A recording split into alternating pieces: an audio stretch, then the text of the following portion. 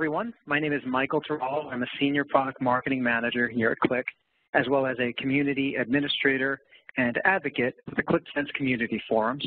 I'd like to welcome all of you to this weekly Getting Started webinar, and thank you for spending this hour or so with me today to learn about our next generation data visualization platform known as Qlik Sense.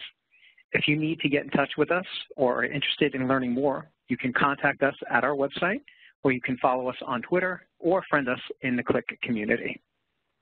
So, finding the whole story that lives within your data.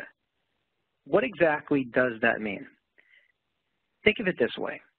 As you analyze data with Qlik Sense, you may start to reveal patterns, trends, and relationships you didn't know existed. Information that could dramatically affect decisions and other types of decision-making would otherwise go unnoticed or even remain hidden with other BI and data visualization tools. Now take this for example, how an increase in temperature is affecting the timely deliveries of a specific product, or how sales are at risk from becoming collected due to an increase in traffic. This is made possible by our patented Qlik Associative indexing engine, which automatically associates every dimension in the data model and visually reveals how it's related using the color scheme green, white, and shades of gray. And you'll see this in action later in the demonstration. With Qlik Sense, you have self-service data visualization that is truly made to be fast and easy. It's easy to understand, it's easy to use, it's easy to visualize while helping you see the whole story in your data and finding that unexpected. As you'll see, anyone can do this, reducing dependency on IT by empowering users of all types with the ability to discover, create, and share meaningful analysis using our smart capabilities, which include global smart search, smart data loading, smart visualizations, color intelligence, and data storytelling. And these capabilities really enable faster time to insight to anyone, anytime, anywhere, and on any device. Now, my own little personal experience, I've been in the BI industry for over 16 years. I've seen and used a variety of products out there. Some claim to be self-service or use the tag on top of their product, self-service visualization. But ask yourself this question. Is self-service truly self-service if you still need to depend on others to get the data you need, or if the tool requires significant help or preparation in order to use it? A perfect example is, does the tool require the creation of a semantic layer or metadata layer before you can use it? Or does the data visualization tool work better if all the data is in a neatly defined view? And that's not self-service. So keep that in mind as you watch what I do today.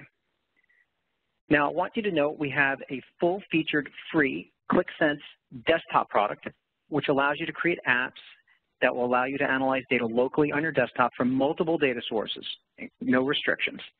But it will also allow you to communicate your findings with others using our data storytelling capability. And that is a 64-bit application that installs on a Windows workstation. Now note there is also a licensed version of Qlik Sense Enterprise that takes the local Qlik Sense development experience to the next level by providing online creation and analysis capabilities, along with collaboration, security, management, governance, and mobile readiness. And all this is done through a web browser and also could be done on a tablet. In addition, what I'm going to use today, we also have the Qlik Sense Cloud, which comes in 2 editions, Basic and Plus. And this allows Qlik Sense users the ability to create analysis and share their work with others online, either inside or outside their organization. And today, you can upload file-based data with some restrictions for the free version to your own personal environment and create apps directly in the Qlik Sense Cloud for free, allowing anyone to get started quickly with Qlik Sense. And if you want a bit more storage, you want to have a larger app size and the ability to share with more users, you can upgrade to Qlik Sense Cloud Plus for a low monthly fee. And now this final slide, I understand there are different types of audiences that attend these webinars, so I have architected it to really strike a balance and cater to a bit of each. So please realize there are many informative materials available from our website if I don't cover something that you expected to see today. Okay, so even though I might not cover something, you can get it from our comprehensive materials. And I encourage you to join the Qlik community and visit our website where myself and a team of experts are available to help you become more familiar with Qlik Sense. All right, from here on out, everything is going to be a live demonstration and usage of the product. It's designed to kind of cram as much goodness within the rest of the remaining time and allowing some time for questions. I can go over. I don't have a hard stop at 3 p.m. Eastern, so if you'd like to stay and see a little bit more, please do so. Okay, so let me stop this presentation. I'm actually using our data storytelling capability inside Qlik Sense Desktop to present and kick off the presentation today. We can come back to that a little bit later. So what we're going to do is we're going to go to a web browser, and I'm going to go to qlik.com, and that's our website, in case you didn't know. And I'm actually going to type in qlikcloud.com, and we're going to get started with this software as a service type interface. And it is freely available. It allows you to upload data, create apps, as I mentioned, and share with up to 5 users. Now, if you want unlimited sharing or more app space, like I mentioned, or more storage space, then you could upgrade to Qlik Sense Cloud Plus. Now, I'm already registered. The registration process is fairly simple. Put in your information and click on the verification link. So I'm going to log in. And what I'm doing here can also be done on a tablet device, okay? So keep that in mind. This is the Qlik Sense Cloud Hub. This is where you organize your analysis, and you have these locations here. We call them streams. And these streams basically organize your analysis, your files, objects, and then also give you a location where you can learn more. You will also see others who have shared with you if they have invited you to see their apps, and their little avatar will display here. There is a section here for your personal data files, and these are files that we support, which could be CSV, Excel, for example, different types of delimited or fixed files, HTML, XML, and you could upload those in this storage area, and they'll be accessible through the directory structure when you create your app. What I'm going to do is I'm going to go right to my personal cloud and create my own personal analysis, and then eventually I'll share it later. So I'm going to create a new app. I'm going to give the app a name. We'll just call it Sales Analysis 2016 and click Create App. What this does is basically create the app in your own personalized structure, which is basically its own node that is spinning up within this Amazon environment, an Amazon Web Services environment that we host this in. You have your description here. We could add a detailed description for more contextual information. I can add an icon. Maybe I want to upload one from my local drive. So what I can do is, let's say I just want to go to my graphics folder, go to cloud, and I have a picture of a cloud, and we'll select that. It actually changes the banner of the color of the icon, and that helps me easily identify my app. Then I can add data, and there's 2 ways to add data. Now, if you're familiar with Qlik products, we take data from the source, and we load it into our in-memory associated engine, the indexing association data engine. Now, we could add data through our data wizard, or we could add data through the data load editor. The data load editor gives you access to our robust scripting language, which allows you to transform and augment data. It's very powerful. In my opinion, any real data visualization tool will also have some native capabilities to allow you to augment and transform data, and you can do that very easily with the data load editor. Now, the data load wizard allows you to connect to a variety of data sources. Now, if you connected to enterprise or desktop, you'd have access to databases like connections through OLADB, ODBC, web files, RESTful interface, Salesforce, all that good stuff. But Qlik Sense Cloud limits you to files that you upload, as well as Qlik Data Market, which is our data as a service offering, which I'll cover later. So what I'm actually going to do is if I click my actual name here, Tarallo, which is my designated location for uploading data, I could select the data that I've uploaded. But there's a new feature here called Attach Files. And the nice thing about this feature is that it actually packages the source data along with the app. So when you export this app, you actually have a copy of the source data that you can then give to somebody who then might want to make some changes to it, and they can reload the data set. Where a traditional way, you would have to ship the data along separately and make modifications to the app. With attached files, you don't have to do that. So I'm going to grab some data here. I have it on my desktop, and I have some order information here, smart orders, and I'm going to drag it and drop it. It uploads it to the Qlik Sense Cloud, attaches it to the app that I just created. It interprets it. It shows me all of the columns. These are my field names. I can rename them. I can include or remove them. Or I can go into our new feature in 2.2, which brings us to the data manager, which helps us prepare the data for associations with other data files. It will break apart date fields into date dimensions, and it also gives me an option to calculate and create new fields. So here's my orders data. What I'm going to do is just go into that and click on Edit. Here is all of the data. As I've mentioned, I can add a calculated field. So let's say I want to add profit because I have sales and cost in here. So maybe I want to compute profit. So I give it a name, and I have all my fields lists available to me. So let's say sales. I got a little keyboard here, minus, go back to my fields, cost. And just to point out, you have a variety of functions available that basically take your fields and input parameters and augment the data as well. We're basically doing this right within the data manager. And I click Create. And now I have a calculated column called Profit. So at this point, we can load the data, and we could edit the sheet. Okay, so keep in mind, we've just uploaded one Excel spreadsheet with one file. One file in the form of an Excel spreadsheet with one table. So now I'm in my canvas, and now I can start designing my visualizations. So to keep things simple, let's grab a KPI object. And a KPI object is good for tracking performance of a particular measure. In this case, maybe I want to track performance of sales. So we have 19.41 million sales. So I'm just going to position that right over here. Okay, now let's grab a bar chart. And let's add a dimension. And let's add product category in here. I don't have product category in here. Well, no worries, because we can add that very easily by going into what's called the data manager. So I'm going to open that up in a new tab, and you're going to see the data manager displayed just like I showed you earlier, but this time I'm going to add more data. So the data manager also allows me to add more data, not just edit the existing data tables.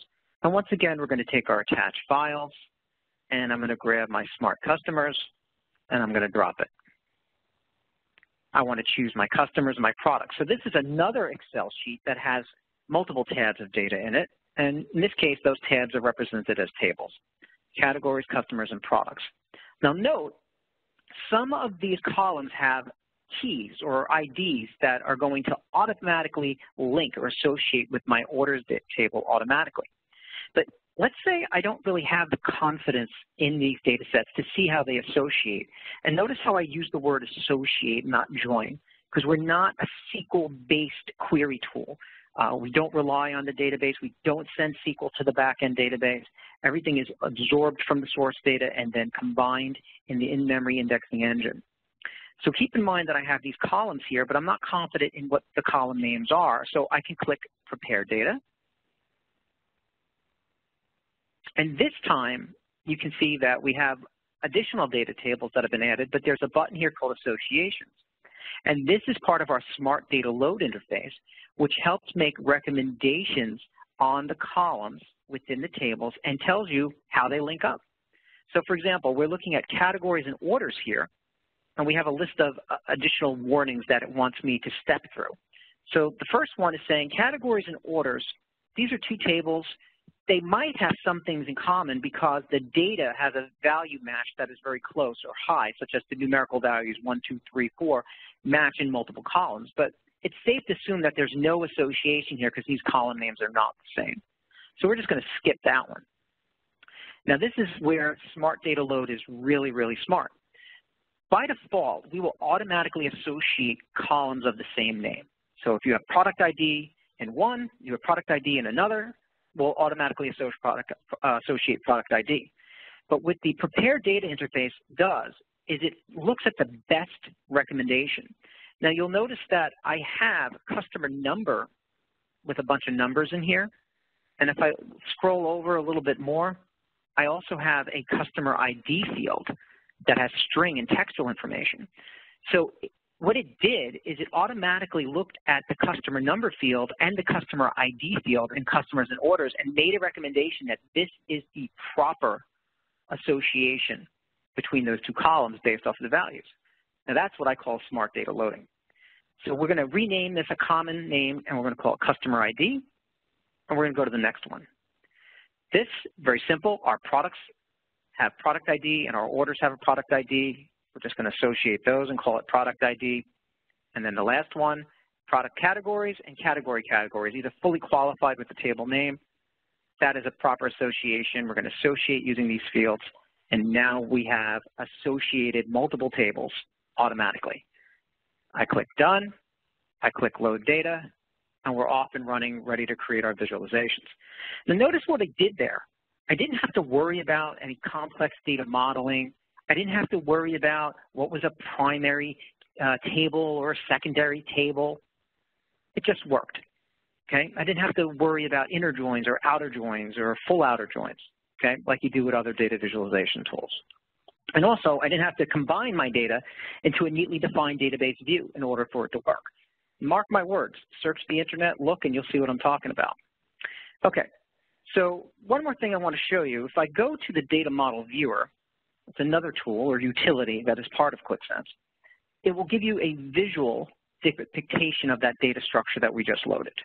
And then you also have the option to view the different tables, the data. You can look at some of the profiling of the data. And there's even a utility here to start building up a data dictionary that will allow you to build up a list of commonly used measures and dimensions that will be part of the app for later on. It makes more sense when you're in an enterprise environment where you have multiple users. Okay, so let's go back and let's add our dimension. And I mentioned category name, and let's add a measure. And in this case, we'll keep it simple. We'll do sales. And there's my bar chart. Okay, now notice a couple of things I did also.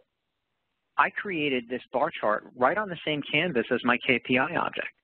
I didn't have to create a separate worksheet, save it, then create another worksheet for another object, save it, then create a dashboard and then start bringing in those worksheets and then start to link up their common parameterization. And if you don't know what I mean by that, notice that when I perform a quick selection, my KPI object is updating automatically. That's all part of the patented associative indexing engine. We did not have to manually wire up any of these objects. I didn't have to create SQL queries with wheres and parameters and funky symbols like you do with traditional BI tools. All of this is automatically linked together.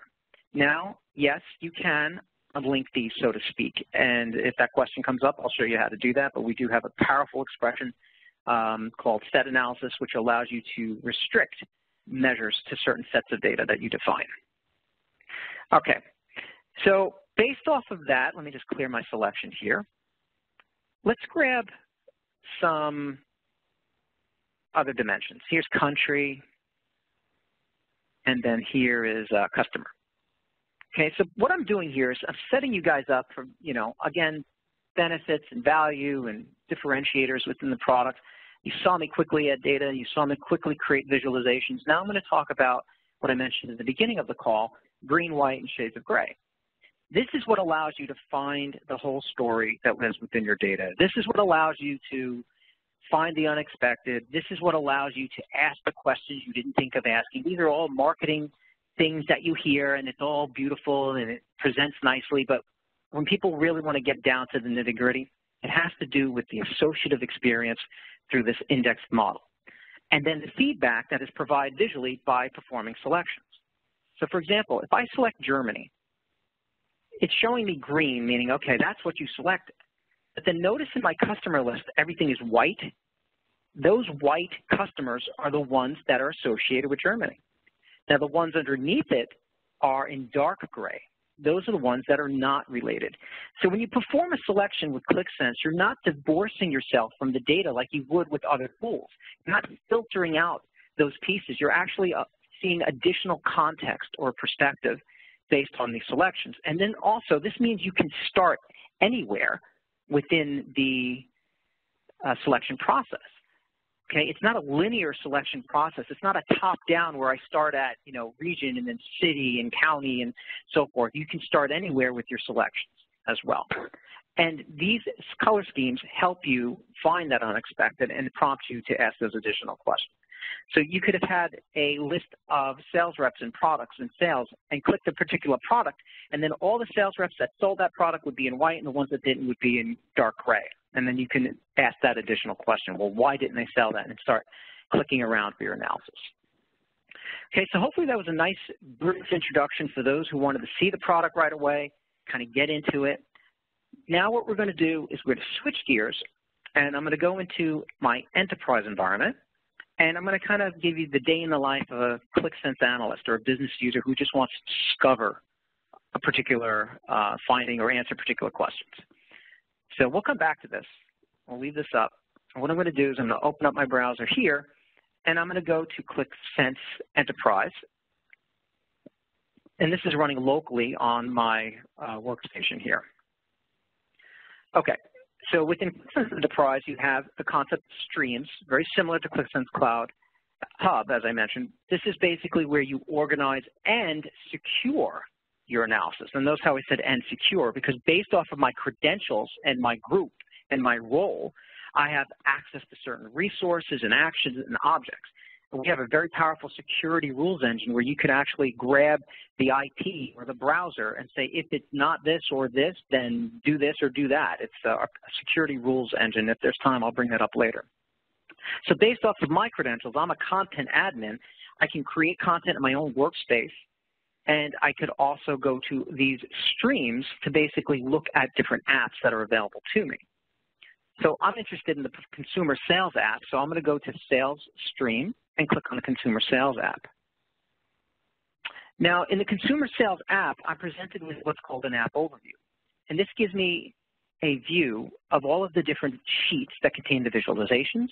There's also sheets that I created based off of these original sheets, and sheets that I've published to the community to allow others to see my findings that they can build on top of. I have bookmarks, which allow me to save my selection states as I'm performing my analysis. And I have stories, which are a collection or narrative. So as I start to analyze data, I might start taking snapshots of my findings that I want to present later. And you'll see all of that.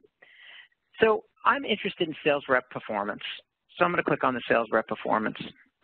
Now, as I look at sales rep performance, we don't always clutter the desktop with drop-down boxes and pull-down menus and check boxes and radio buttons and all that, because a lot of the selection interface can happen directly within the chart objects themselves, whether it's a lasso or a scan or a drag or a point or a click. So keep that in mind.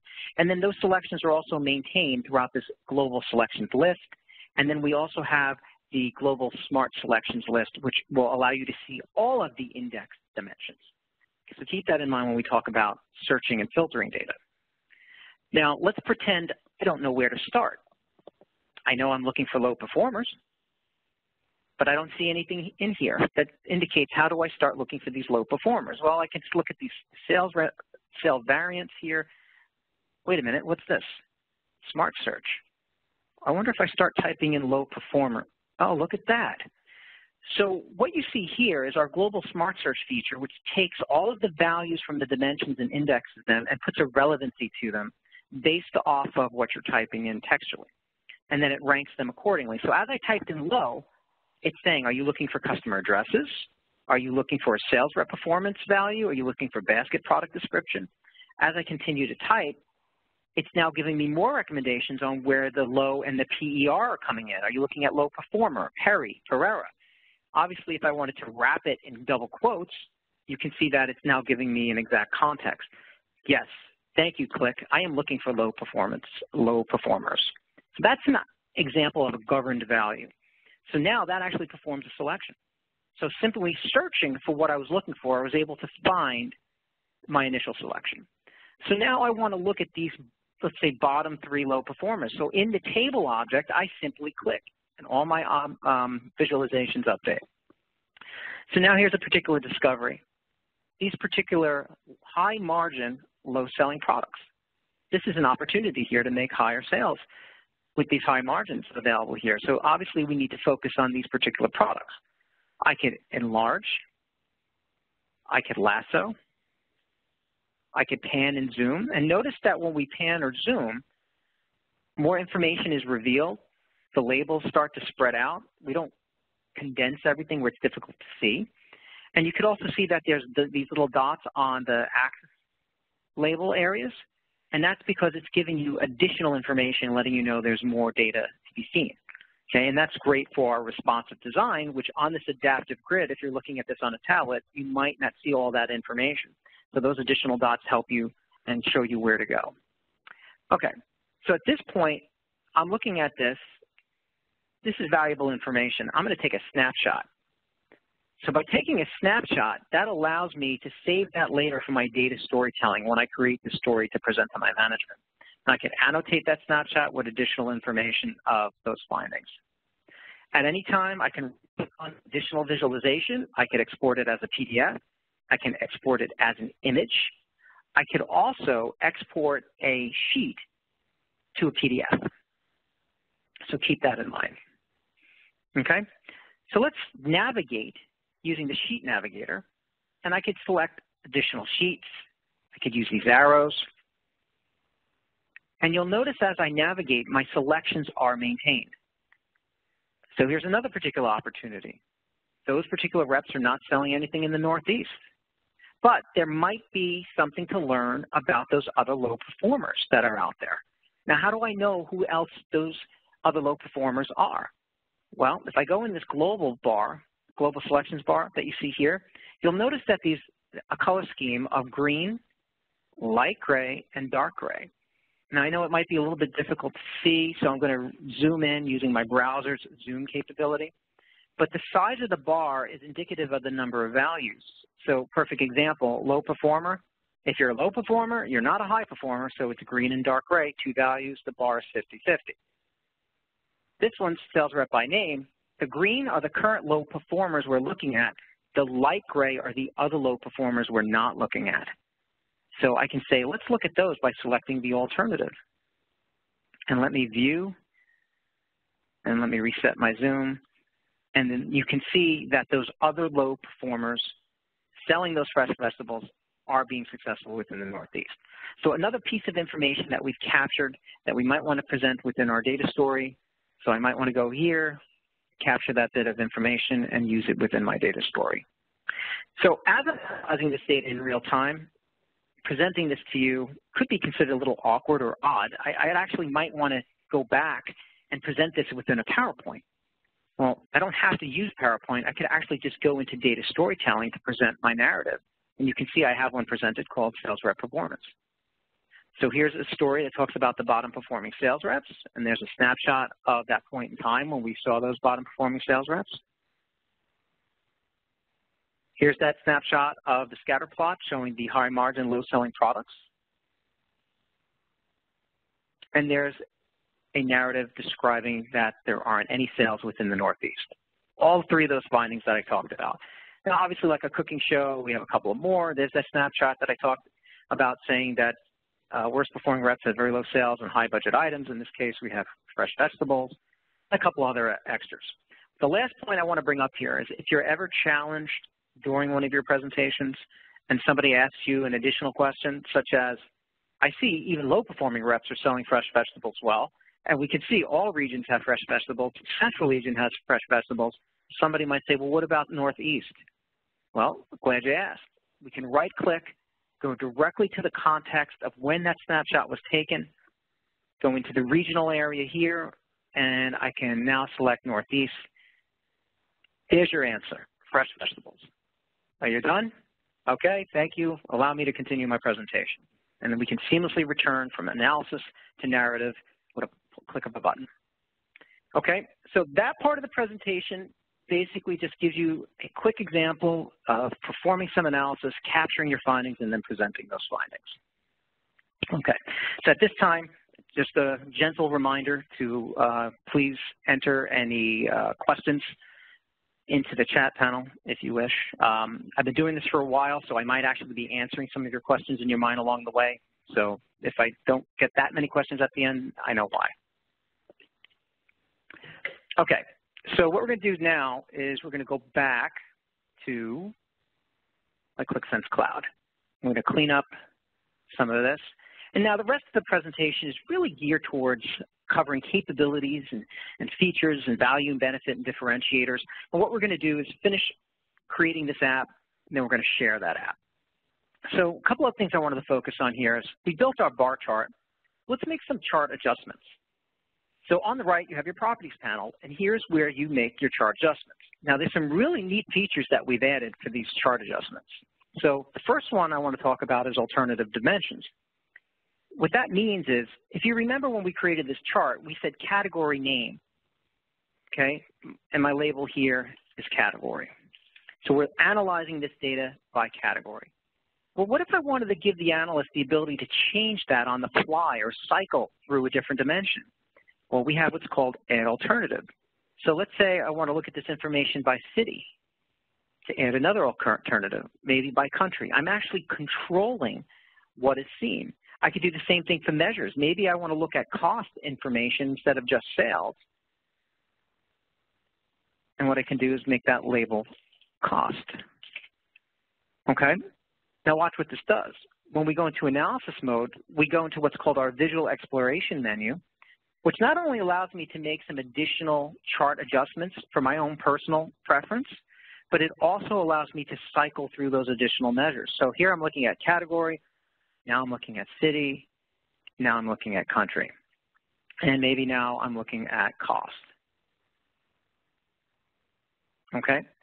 So this particular capability allows you to cycle through those dimensions and measures on the fly as a business user. In other words, you don't have to go into edit mode or be the chart author to make those changes.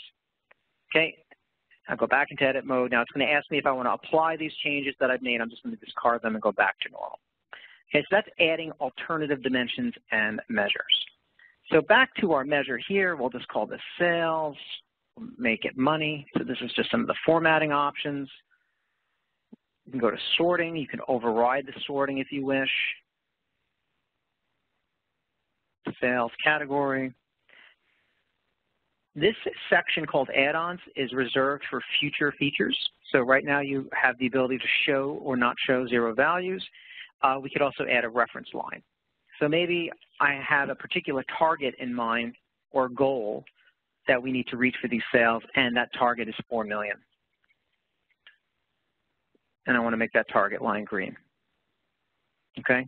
Now, I'm going to introduce you to another neat feature that also offers a little bit of governance. The fact that you can now add variables within your app. Now, for example, if I had 2 of these charts and each one had a particular target line, all I did was Control-C, and I needed to update this target, I'd have to go into here, update this number, go into here, update that number. Wouldn't it be nice if I could just define a variable with that one number? Well, you can, because we have our variables interface. So I'll create a new variable. I'll call it vTarget. I like to name all my variables with the letter V. And there's my 4 million. Well, in this case here, I'm just going to change it to 3 million. Click Apply, and now I have my new variable. So now, any place that has this function, FX expression, I can use my $sign, my parentheses, I start typing V, my autocomplete IntelliSense pulls up my variable, I click Apply, and now notice it went down to 3 million. And I could just copy, and I could paste, went down to 3 million on that one, and now if I needed to make any updates, I just update it in one place. Type in 2 million, now you'll see both charts went down to 2 million. Now understand, variables can contain full expressions, functions, and methods, okay? So you can actually define a very good, powerful rule to make a measure or calculated dimension, a color scheme, et cetera, within those variables and create some very sophisticated type of applications. Okay, so that's my spiel on variables.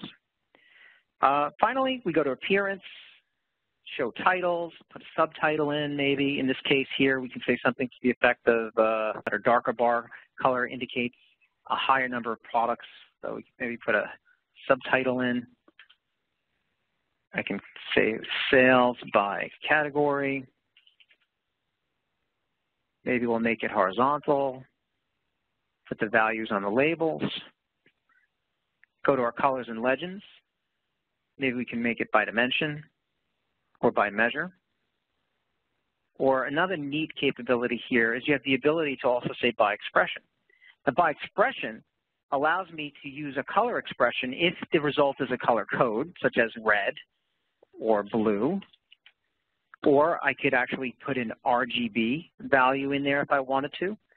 You could even do conditional logic in the expression, such as if the category is sportswear, make it red and make everything else blue. And then you could also use an aggregation or an expression such as maybe I want to look at the count of product IDs that are available. And what this will do is it'll color the actual bar where the darker bar is a higher number for the count of products. So what you're actually doing is plotting two metrics. So if I go into my analysis mode and I hover over here, you can see sales and product count. Okay, so you're actually plotting two metrics, one with color and one with the size of the bar. Okay, and you can see that there is a difference between color by measure, which is the sales measure, and then color by my defined expression. Okay, so hopefully you find that pretty interesting. Okay, so what we're going to do now is we're going to create a map. So I'm going to grab a map object, put that down there. Now, notice I can't add any dimensions because I need location information in the form of latitude and longitude. So in order to do that, we're going to go right back to our data manager. And it so happens I have a file that has my location information in it. So I'm going to attach files. Here's my location data. I'm going to drop it right on. I already have a column called city in my customer data, and it's going to automatically associate all the location data with that city. So all I have to do here is now click Load Data and Finish. Click Close. I go back to my sheet. I click Add Dimension, and now notice I could choose City, and it plots all my city points. Well, that is telling me where all my cities are across the world.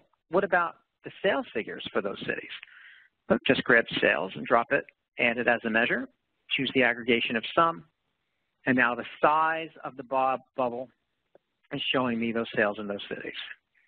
So here we can say sales by city.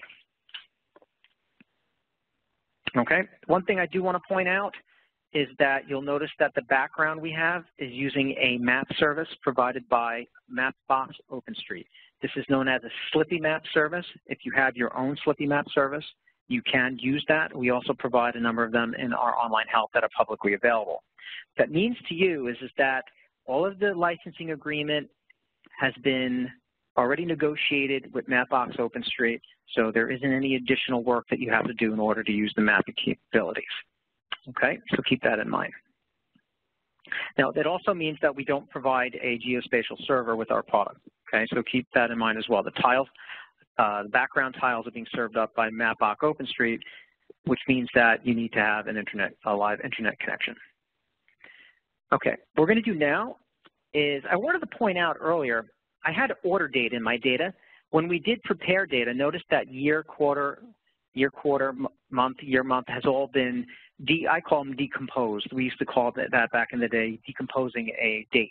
And it creates the date dimensions. Okay, that's done automatically when you prepare data if you have date fields within your data. And what it'll do is it'll fully qualify it with the name. So you can see order date.autocalendar.year. Okay, so I can just name that, in this case, call it year.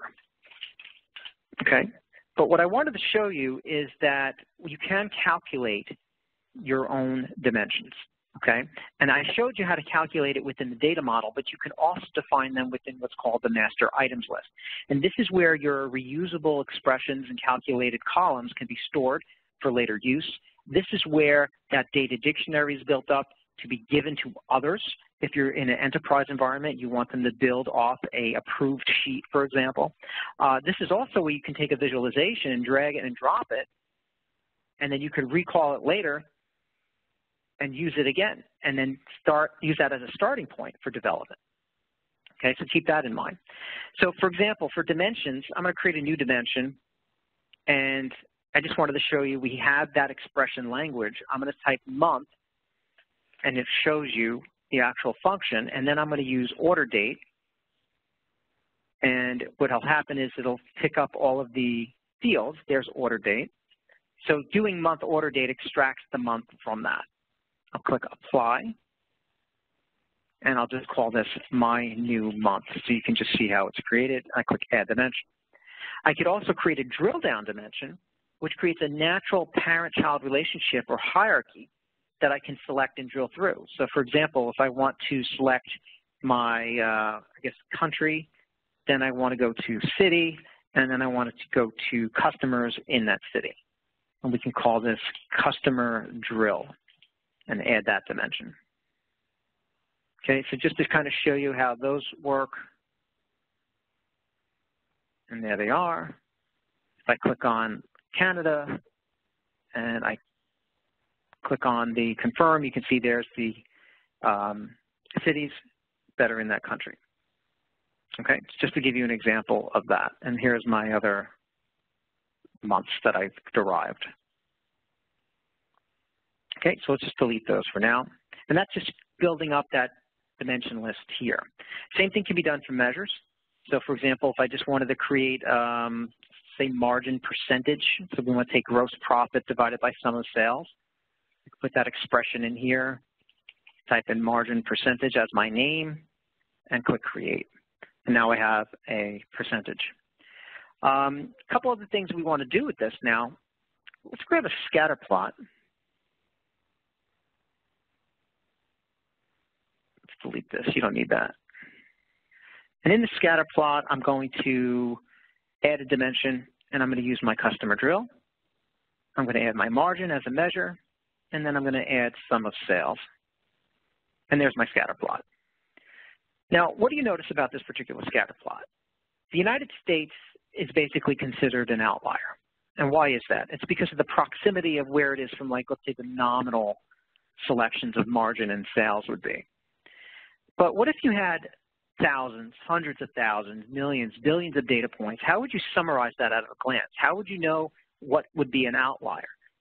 Well, in traditional type of scatter plot, you have this. Information is overlapping, information is hidden. It's difficult to see, where those outliers lie, okay? Well, with Qlik Sense and our scatter plot, we introduce what's called smart data compression.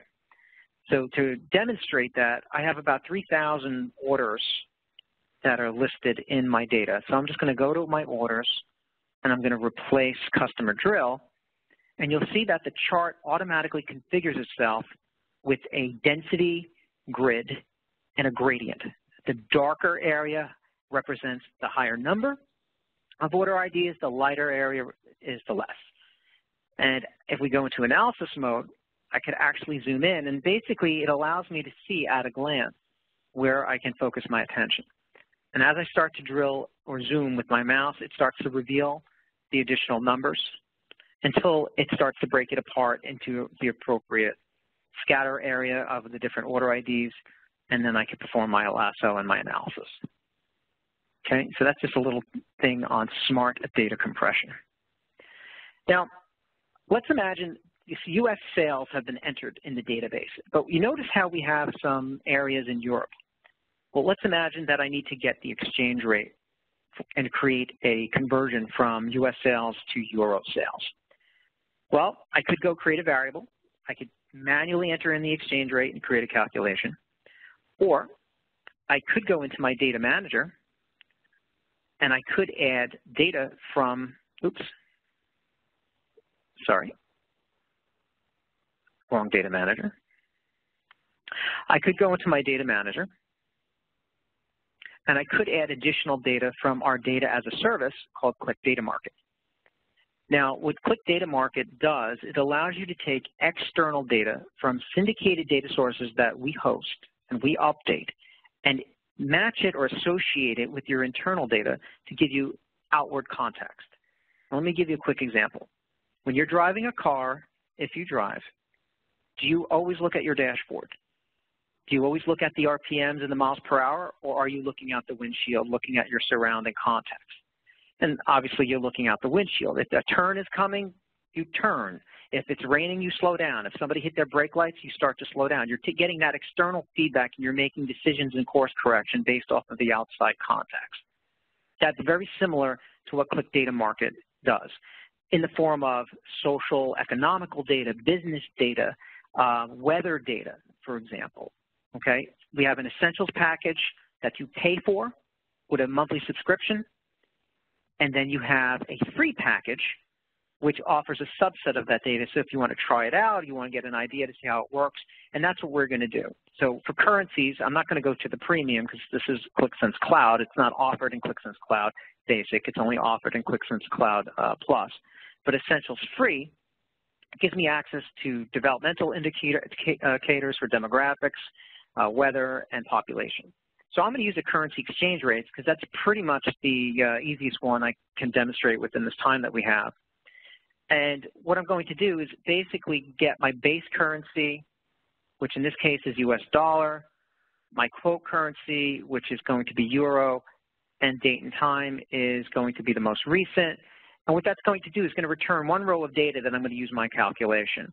And then all I have to do is click Load Data and Finish. Now, in my data, I have a column called Base Currency. So it's going to automatically associate my exchange rate with that base currency column. So that's how it automatically links up. So now what I'm going to do is go back into my measures and create a new measure. And I'm going to grab my sum of sales.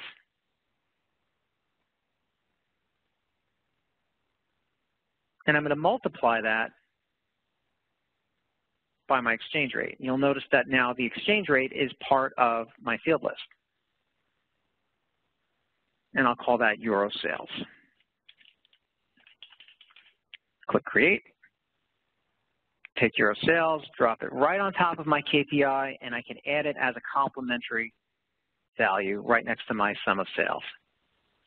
Okay, so that's a quick introduction to Qlik Data Market. Let's say we're done with this particular app, and I want to share it with somebody.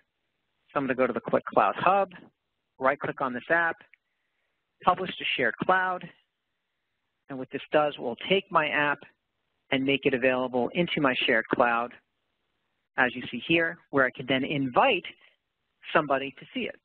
And that person is going to be Qlik Cloud user at outlook.com. Click Submit, and it'll send a pending invitation. And you should see my iPad. Okay, so what we're going to do is now we're going to pretend we're Joe Q, and you can see Joe just got an email. And we say, hey, Joe, Mike wants to share an app with you. If you're registered, click this link to accept the invitation, which in this case I am, and log on as Qlik Cloud user.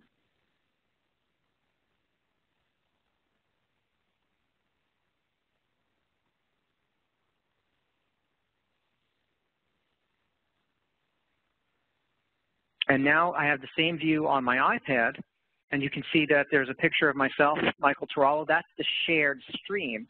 As I click that, all the apps that I published to that shared stream are now available. And there's the Sales Analysis 2016 app. So now Joe Q is analyzing that app from his device.